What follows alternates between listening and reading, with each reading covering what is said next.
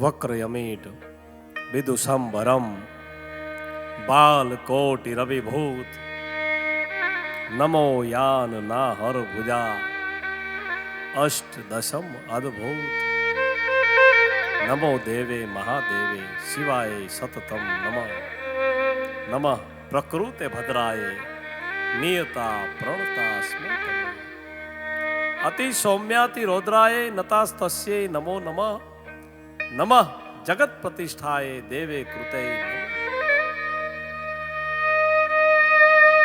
મરદ કશુંબલ રંગ ચડે ના માધ્યમથી એવી ગુજરાતની ધરતીની ધૂળમાં ધરબાયેલી એ શૌર્યતાની ક્ષમાની દાતારીની વાતો મરદ કશુંબલ રંગ ચડેના માધ્યમથી આપણે નિહાળી રહ્યા છીએ ત્યારે એવી અદ્ભુત વાત અમારી ઉત્તર ગુજરાતની ધરતીની પણ અમારી ઉત્તર ગુજરાતની ધરતી છે કેવી કે વટ વચન નીતિ ન્યાય ને સેવા ધર્મ વખણાય છે. મૂંગા પશુની માવજત પણ જબર અહીંયા થાય છે. અરે ગઢ આરાસુર ગોખમાં જ્યાં બેઠી અંબા માત છે એવી અમૂલક હા અમારી ઉત્તરી ગુજરાત છે. ખુશ્બુ અતર ને શાયરી ગરબા ગઝલ મશહૂર છે. શાયર કવિ કસબી અમારા પાલનપુરી નૂર છે. વડનગરની બે દીકરીઓ શારદા સાક્ષાત છે. એવી અમૂલક હા અમારી ઉત્તરી ગુજરાત છે. અજય અડીખમ ઈડરિયો ગઢ અમારું અભિમાન છે. માતૃ ગયા જ્યાં સિદ્ધપુર બિંદુ સરોવર સ્થાન છે. જનની ગજાનંદ ગણપતિ ઊંઝા ઉમૈયા માત છે. એવી અમૂલક હા અમારી ઉત્તરી ગુજરાત છે. રવિરાજ મંદિર મોઢેરા જ્યાં સૂર્યનો પ્રકાશ છે. ખંડિત મહાલય રુદ્રનો પણ ભવ્ય હા ઇતિહાસ છે. અને ઉદયામતીની વાવ આખા વિશ્વમાં વિખ્યાત છે. એવી અમૂલક હા અમારી ઉત્તરી ગુજરાત છે. સિદ્ધરાજ માતા મિનળ જાયો વાછરો જ્યાં વીર છે. બલિદાન માયા મેઘથી પાટણમાં પ્રગટ્યા નીર છે. અને હેમચંદ્રાચાર્યનું જ્યાં વ્યાકરણ વિખ્યાત છે. એવી અમૂલક હા અમારી ઉત્તરી ગુજરાત છે. સાયા ઝુલાસમ ભક્ત કવિઓ બાણના ભજનો અહીં કવિ કાનના છંદો અવિરત ગુંજતા ગામો મહી કહે દીપ ઓગણનાથ મારો શિવજી સાક્ષાત છે. એવી અમૂલક હા અમારી ઉત્તરી ગુજરાત છે. એવી ઉત્તર ગુજરાતની ધરતી વ્યવસ્થિત મનુના પુત્ર સરિયાતી અને સરિયાતીના પુત્ર આનર્ત અને આનર્તના નામ ઉપરથી એ પ્રદેશનું નામ આનર્ત પાડવામાં આવ્યું હોય ને એ આનર્ત પ્રદેશ આજે ઉત્તર ગુજરાતના નામથી ઓળખાતો હોય. અને એમાંય ઉત્તર ગુજરાતની ધરતીનું અમારું પાટણ સાહેબ. રોમ ને ગજરી ઈરાન અને અફઘાન સુધી જેનો વાણિજ્ય જેનો વેપાર ચાલતો હોય એવું અમારું પાટણ સાહેબ. પાટણ માટે મેં લખ્યું છે કે ઉત્તર ગુજરાતની ધન્ય પાટણ ધરા વીર સિદ્ધરાજની છે કથાયું. જ્યાં લોહાંગી ભીમને સોલંકી કર્ણને વીર માયાની ફરકે તજાયું. જ્યાં ગુજરાતીના શુદ્ધ ઉચ્ચારનો ગ્રંથ સિદ્ધ હેમ શબ્દાનું શાસન લખાયું. શિલ્પ સ્થાપત્ય ને કલાનો વારસો જેને પાટણને એવી પાટણની ભૂમિ જ્યાં એક પછી એક સિદ્ધ અને વીરવર પુરુષો સાહેબ થઈ ગયા હોય. વનરાજ ચાવડાથી માંડી અને યોગરાજ ચાવડા ન્યાય ને ખાતર છે સાહેબ જે ચિતાએ ચડી જાય એવો યોગરાજ ચાવડા હોય, ભીમદેવ સોલંકી હોય, કર્ણદેવ સોલંકી હોય કે પછી અમારો સિદ્ધરાજ જયસિંહ હોય સાહેબ. એવી પાટણ નગરીની વાત કરવી છે. પાટણ નગરીમાં સિદ્ધરાજ જયસિંહના બહેણા છે. એવો સિદ્ધરાજ જયસિંહ સાહેબ કે કાશીથી કર્ણાટકા અને માંડવ માલવ દેશ પ્રભુતા પાટણ તણી જય જય સિદ્ધ નરેશ. અરે જણ્યો માતા મીનળે અનર્થ ના હો ભાગ, અવની પર તારી આણ્યું ફરે તારા જીતના ગવાય રાગ. એવો જ સિદ્ધરાજ જયસિંહ ચક્રવર્તી સમ્રાટ બરબ્રક જીષ્ણુ એવી કેટલી ઉપાધિઓ સિદ્ધરાજ જયસિંહને મળી હોય સાહેબ. પરમ શિવ ભક્ત જેને સહસ્ત્રલિંગ સરોવરનું નિર્માણ કરાવ્યું હોય એવો સિદ્ધરાજ જયસિંહ બરોબર પાટણની કચેરી ભરીને બેઠો છે. એકડે ઠેઠ કચેરી ભરેલી છે અને ત્યાં એક કંકાલણ નામની એક કવિયત્રી છે. એ કવિયત્રી સિદ્ધરાજના દરબારમાં આવે છે અને સિદ્ધરાજના દરબારમાં આવી અને કવિયત્રી એમ કહે છે કે રાજા ધીરાજ પાટણપતિ,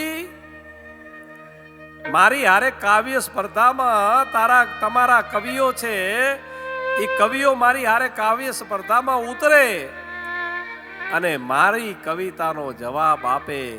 હું જે પ્રશ્ન કરું એનો કવિતામાં જવાબ આપે તો હું માનું રાજા.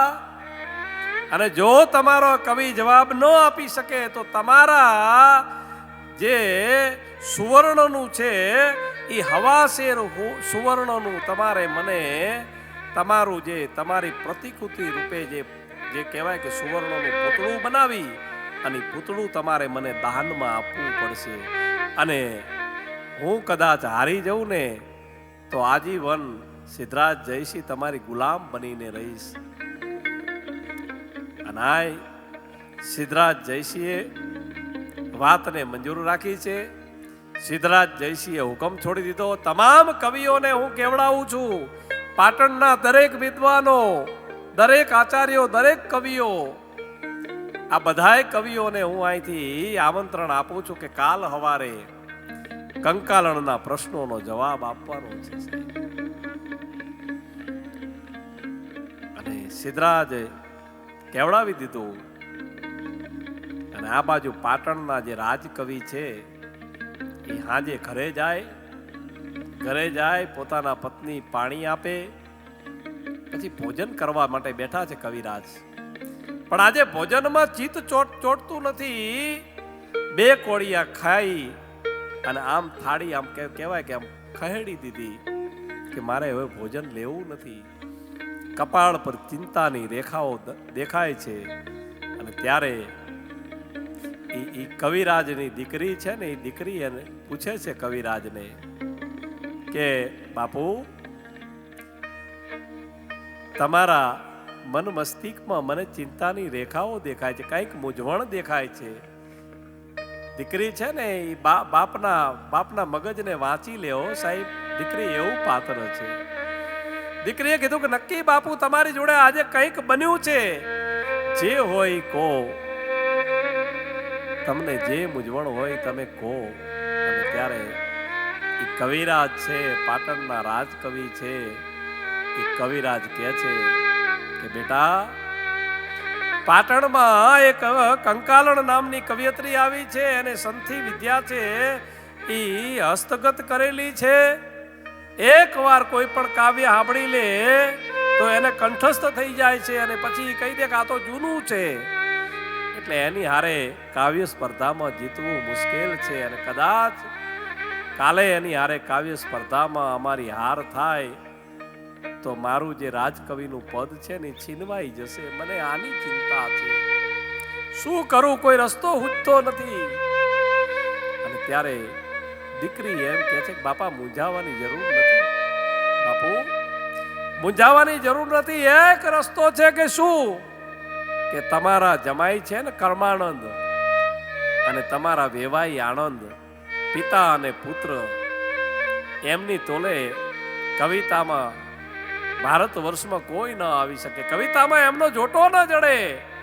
તો કે આનંદ ને કર્માનંદ પણ એ તો રાજસ્થાન છે. કાલ સવાર સુધી કઈ રીતે પહોંચે કે અહીંયા ગુજરાતમાં મહેમાન બનેલા છે, અહીંયા નજીકમાં જ છે. તમે કહેતા હોય તો એમને સંદેશ મોકલાવીએ, આવી જશે. અને ત્યારે રાજકવિ કહે છે કે બેટા ઝટ એમને સંદેશ મોકલાવો. અને એમને બોલાવી લે, કાલ સવારે આવી જાય એવું એવું કંઈક કરો. ટૂંકમાં વાત કરું, એ આનંદ અને કર્માનંદ બે પિતા પુત્રને પાટણના દરબારમાં બોલાવવામાં આવે છે. પાટણના રાજકવિ તરફથી આનંદ અને કર્માનંદ છે એ પાટણના દરબારમાં હાજર થાય છે. આ બાજુ કંકાલણ નામની કવિયત્રી છે અને કાવ્ય સ્પર્ધાની શરૂઆત થાય છે. કંકાલણ કહે છે કે હે સિદ્ધરાજ જયસિંહ, હું પ્રશ્ન પૂછું, તમારા કવિઓએ એનો જવાબ આપવાનો છે, કવિતામાં જવાબ આપવાનો છે અને એનો કંઈક અર્થ નીકળવો જોઈએ. અને ત્યારે કહે છે કે અમારા રાજકવિ તરફથી આનંદ અને કર્માનંદની કવિ બેલડી તૈયાર છે જવાબ આપવા માટે. અને આ બાજુ કર્માનંદ અને આનંદ બે તૈયાર છે. આ બાજુ કંકાલન જેને કહેવાય કે તૈયાર છે અને આ બાજુ કાવ્ય સ્પર્ધાની શરૂઆત થાય છે. સાહેબ, આ ઐતિહાસિક કાવ્ય સ્પર્ધા છે સાહેબ. ચારણી સાહિત્ય કોને કહેવાય, છંદ સાહિત્ય કોને કહેવાય, એ આ કાવ્ય સ્પર્ધામાં સાહેબ જાણવા મળે. અને કંકાલન પ્રશ્ન પૂછે છે કે કેદી ચંદ નેપુર મળ્યો, કેદી ચંદ નેપુર મળ્યો. અને ઈ પ્રશ્નનો જવાબ કર્માનંદ છે એનો ઊભો થઈ અને સિદ્ધરાજના દરબારમાં આપે છે કે પાર્વતી ને ઈશ કંક લગ્ગા કસ કારણ જટા મુગુટમય ગંગ એસી અર્ધાંગ વિહારણ નારદ કરવે કલહ કોપ ઉમૈયા કીજે બરડા ભગત ભરતાર કમણ તો સાત પતિ જય શિવ સક્ત રૂઠા ફરે શંકર મનાવણ ટળવડ્યો કર્માનંદ કહે કંકાલણી તેદી ચંદ નેપુર મળ્યો. હવે આમાં સમજાય નહીં, આમાં સમજાવવું પડે કે પાર્વતીને ઈશ કંક લગ્ગા કસ કારણ. પાર્વતી અને ઈશ યાની ભગવાન શિવ, આ બંને વચ્ચે કજિયો ચાલે છે. પાર્વતીને ઈશ કંક લગ્ગા કસ કારણ જટા મુગુટ મેં ગંગ એસી અર્ધાંગ વિહારણ. શિવની જટામાં ગંગા નામની સ્ત્રી રહે છે, આવી પાર્વતીને ખબર પડે છે. અને નારદ કરવે કલહ કોપ ઉમૈયા કીજે, અને નારદજી આવી અને એમાં ચડાવા કરે છે. અને શિવ સક્ત રૂઠા ફરે. શક્તિ છે માં ભગવતી પાર્વતી છે એ રીસાણા છે. શિવ છે એ પાર્વતીને મનાવવાના પ્રયત્ન કરે છે, પાર્વતી માનતા નથી. શિવ સક્ત રૂઠા ફરે શંકર મનાવણ ટળવડ્યો. શંકર છે, શિવ છે એ પાર્વતીને મનાવવા માટે પ્રયત્ન કરે છે, પાર્વતી માનતા નથી. અને પછી પાર્વતીજીને મનાવવા માટે થઈ અને ભગવાન શિવ છે એ શક્તિના ચરણોમાં પડી જાય છે. અને એ વખતે ભગવતી માં પાર્વતીના પગમાં રહેલા નુપુર યાની ઝાંઝર અને ભગવાન શિવની જટામાં રહેલો ચંદ્ર, આ બેનું મિલન થયું હોય તો થયું હોય છે. પહેલા પ્રશ્નનો જવાબ આપ્યો. કંકાલણ બીજો પ્રશ્ન કરે છે કેદી ડાંગ અંબર અડી. લાકડી આકાશને ક્યારે અડી? લાકડી કોઈ દી આકાશને અડી ન શકે. તો કે લાકડી આકાશને ક્યારે અડી? કેદી ડાંગ અંબર અડી.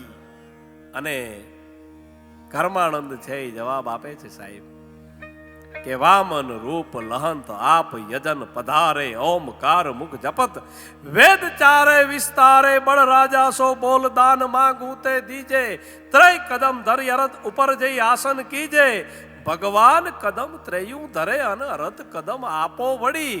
કર્માનંદ કહે કંકાલણી તેદી ડાંગ અંબર અડી. વામન રૂપ લહંત આપ યજન પધારે. ભગવાન નારાયણ છે, ભગવાન વિષ્ણુ છે, એ બલિરાજાના યજ્ઞમાં વામન બની અને પધાર્યા છે સાહેબ. ઠીંગણું રૂપ છે, બ્રાહ્મણના દીકરાનું રૂપ લીધું છે અને ઠીંગણું રૂપ હાથમાં લાકડી રહી ગઈ છે. અને બરોબર બલિરાજાના યજ્ઞમાં ભગવાન નારાયણ પધાર્યા છે વામનના રૂપે. બલિરાજાના યજ્ઞ બાદ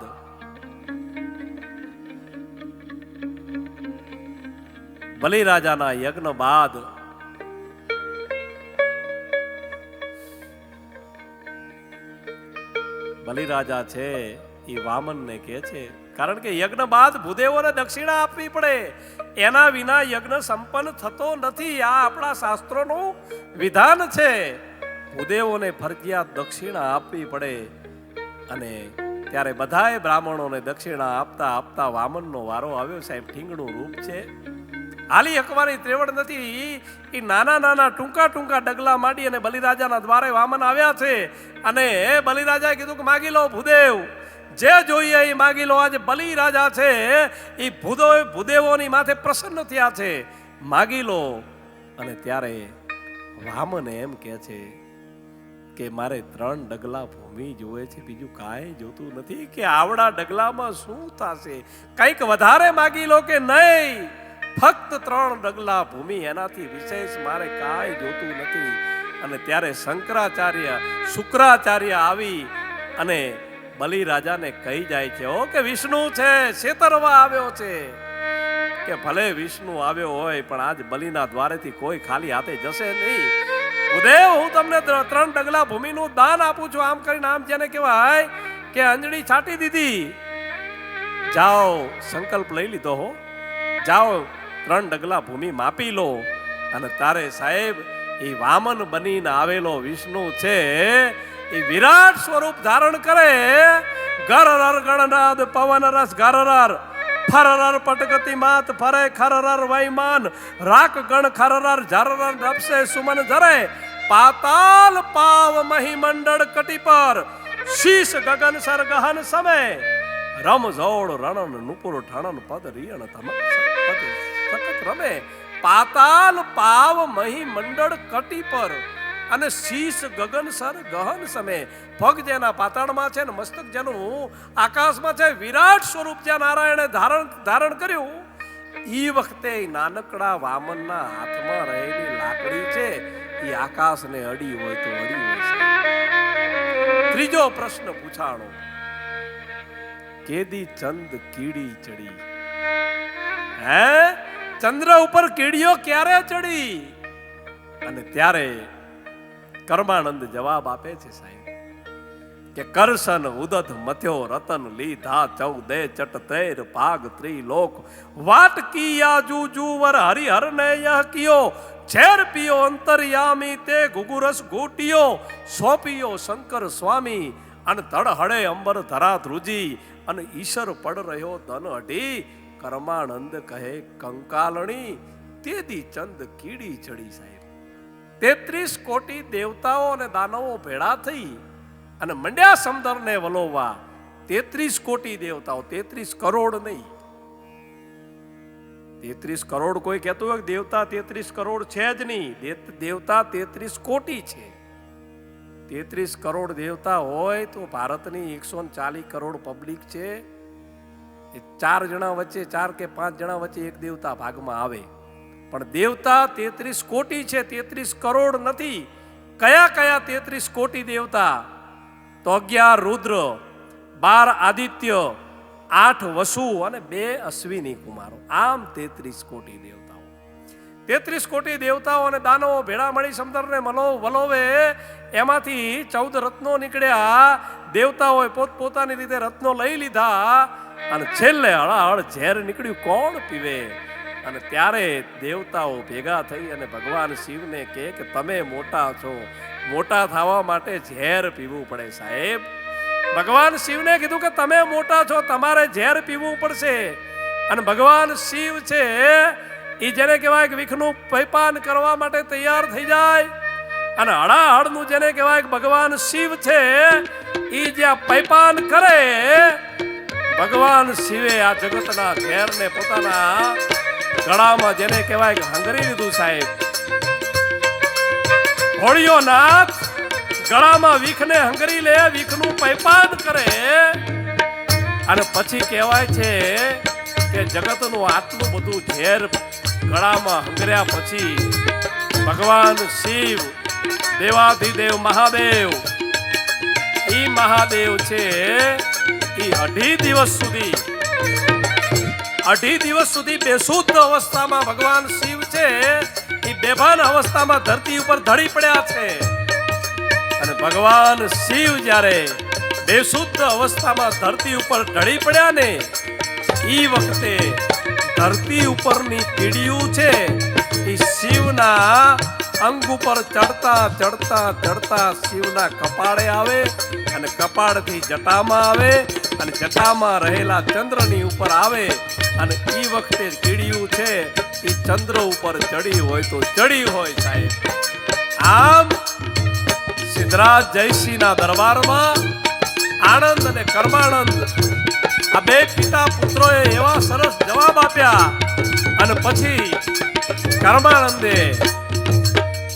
આનંદ અને કર્માનંદે ઓલી કંકાલણને એક કવિતા બોલવાનું કીધું, પણ કવિતા એવી કીધી. આનંદ અને કર્માનંદને ખબર હતી, આનંદને કર્માનંદને ખબર હતી કે કંકાલણનો એક હોઠ તૂટેલો છે, એટલે પ ફ બ ભ આજે હોઠથી બોલાતા શબ્દો છે એવી કવિતા કહેવાનું કીધું. અને કંકાલણી કવિતા ન બોલી શકી. કંકાલણની હાર થઈ, આનંદ અને કર્માનંદની જીત થઈ. સિદ્ધરાજ જયસિંહ રાજી થયા. સિદ્ધરાજ જયસિંહ રાજી થયા એટલે પછી આનંદ અને કર્માનંદ ને સિદ્ધરાજ જયસિંહે કીધું કે માગો, તમે માગો એ આપવા તૈયાર છું, તમે કહેતા હોય તો રાજકવિ બનાવી દઉં. સિદ્ધરાજ જયસિંહ કહે છે કે અમારે તમારા રાજકવિ નથી બનવું. ત્યારે સિદ્ધરાજ જયસિંહ રાજી થઈ અને મમ્માણા નામનું ગામ, જે વાવ તાલુકાનું ગામ છે, વાવ તાલુકાનું મમ્માણા નામનું ગામ એ પિતા પુત્રને સ્વતંત્ર જાગીરીમાં આપવામાં આવ્યું સિદ્ધરાજ જયસિંહ તરફથી. આજે પણ એ મમ્માણા ગામમાં આનંદ અને કર્માનંદના વારસદારો આજે પણ એ ત્યાં હયાત છે. અને આજે એ વાવ તાલુકાના મમ્માણા ગામે, વાવ તાલુકાના એ મમ્માણા ગામે આજે એ આનંદ અને કર્માનંદના વારસદારો જ્યારથી આઝાદી આવી ત્યારથી એમના 2 કે 3 જ ઘર છે, અને છતાં પણ ગામમાં બીજા સમાજની વસ્તી છે, છતાં પણ આજે એ સરપંચ પદે એ આનંદ અને કર્માનંદના વારસદારો સાહેબ આજે ચૂંટાય છે. ગામની પ્રજા આજે એ કવિના વારસદારોને આટલો બધો પ્રેમ કરે છે સાહેબ. કવિ કોને કહેવાય કે કવિ કલ્પનાની પાંખે ઉડે છે, સાગર તરે છે ને તળિયે ડૂબે છે, અસત્યની સાથે સદા તું લડે છે, દુઃખો જોઈ પરના તું પોતે રડે છે. ઈશ્વરનો સંદેશ વાહક કવિ છે, આ કુદરતની મસ્તીનો ચાહક કવિ છે. ભલે કોઈ કહેતા કે પાગલ કવિ છે, પણ દુનિયા છે પાછળ ને આગળ કવિ છે. કવિ શબ્દ શક્તિ હિમાલય ડગાવે, અખંડિત પૃથ્વીના ખંડો ધ્રુજાવે. કવિની કલમમાં છે તાકાત એવી કે પ્રભુને બોલાવે તો દોડીને આવે. મીરાના કટોરા કોને પચાવ્યા, મામેરા પૂરવા કહો કોણ આવ્યા. અરે નિર્ધન નરસૈયાએ ઊંડી લખી, તેથી ઊંડીના નાણાં કોણે ચૂકાવ્યા. પ્રકાશનો જેમ પ્રારંભ રવિ છે, જ્ઞાનનો તેમ આરંભ કવિ છે. કવિએ ખજાનાને ખુલ્લા કર્યા, માણેક મોતીને ત્યાં હીરા ભર્યા. અરે કવિની મહત્તા જરા તો પીછાણો કે લૂંટો, ત્યારે કવિઓના આડા ભર્યા સાહેબ. દોલત નથી પણ દિલાવર કવિ છે, જ્ઞાનનો સા સોદાગર કવિ છે. અરે આ સમાજને આપ્યું એનું મૂલ ન માગ્યું, આ દુનિયાનો મોટો તવંગર કવિ છે. ભલે કોઈ કહેતા કે પાગલ કવિ છે, પણ દુનિયા છે પાછળ ને આગળ કવિ છે. કરજના નગારા ભલે એના સિર પર વાગે, કવિ બે કદરથી સદા દૂર ભાગે. ભલે દુઃખ વેઠે અને પ્રાણ ત્યાગે, પણ હાચો કવિ કોઈ દી ભીખ નો માગે. વિડીયોને લાઈક કરો, શેર કરો અને આવા જ અવનવા વિડીયો જોવા માટે GTPL ડાયરો ડિજિટલને સબસ્ક્રાઇબ કરો. બાજુમાં આપેલ બેલ બટન પર ક્લિક કરીને જોડાયેલા રહો દરેક નવા વિડીયો સાથે.